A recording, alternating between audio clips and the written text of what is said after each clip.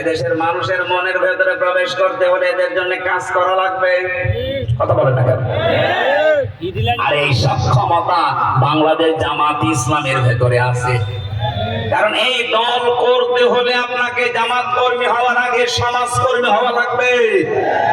আন্দাজে উড়ে এসে জুড়ে বসে আমি জামাতের নেতা হবে না, আপনাকে আগে জামাত কর্মী দাবি করলে সমাজ কর্মী হওয়া লাগবে। বাংলাদেশ জামাত ইসলামীতে ওয়ার্ড থেকে শুরু করে কেন্দ্র পর্যন্ত একটা মানুষ আপনি দেখাতে পারবেন না যেখানে কাজ ছাড়া কেউ আছে।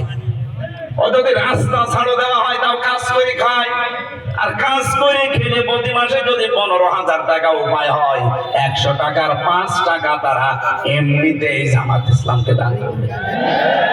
এটা জোর করা না, জবরদস্তি করা না, তার নিজের ইচ্ছায় সে দিয়ে আসবে। যার যেভাবে ইনকাম তাকে ওইভাবে দেওয়া লাগবে। কেউ যদি 1 লাখ টাকা উপায় করে মাসে, তার 100 টাকায় 5 টাকা আমার যেমন দেওয়া লাগে আপনারও দেওয়া লাগবে। অন্য কোন দলের এই সিস্টেম আমি পাইনি। আপনি যদি দেখাতে পারেন চলেন, আমারে নিয়ে দেখান। আপনারা যা আন্দাজে এক ফতোয়া দেন যে এরাও চাঁদাবাজি করে, এরা এত টাকা পায় কোথায়, আপনি আসেন আমার সাথে, আপনাকে আমি একেবারে পাই টু পাই দেখাবো যে টাকা আসে কোথেকে। এদের নামে 1 বছর 1 মাস পার হয়ে গেল, একটা চাঁদাবাজির মামলা নেই সারা বাংলাদেশে। আপনি কি করেন কি? এখনো পর্যন্ত মিথ্যা দোষ এদের উপরে চাপিয়ে দেন যে ছাত্রলীগ এদেরকে ভোট দিয়েছে। আপনার বিবেকে কি হয়েছে বলেন তো? ছাত্র দল যদি 5,000 ভোট পায়, ঢাকা বিশ্ববিদ্যালয়ে ছাত্র শিবিরে মনে করেন 5,000, এখনো যে 9,000 বেশি পেয়েছে, 9,000 কি ফেরেশতা দিয়েছে? আপনারা বলছেন ছাত্রলীগ দিয়েছে, আপনারা লজ্জা করেন কথা বলতে? তাদের নিষিদ্ধ করা হয়েছে, দেশ থেকে তারা পালিয়েছে। আপনি এতদিন ধরে রাজনীতি করে এরা 14,000 প্লাস পায়, আর আপনি 5,000। আপনার বরাবর যদি হয় 9,000 ভোট বেশি পায় কি করে, তাহলে আপনার রাজনীতি করার দরকার কি? আপনি তো দেউলিয়া হয়ে গেছেন।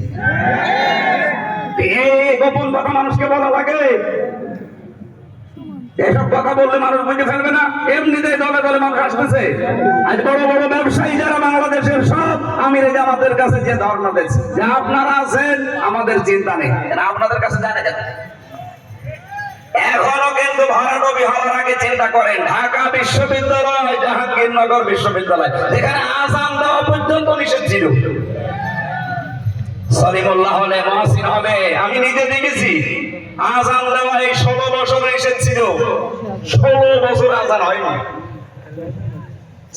ছাত্রলীগের ভাইরা বলতো আযান দিলে আমাদের ঘুমের ডিস্টার্ব হয় ফজরের সময়, এই জন্য আযান বন্ধ।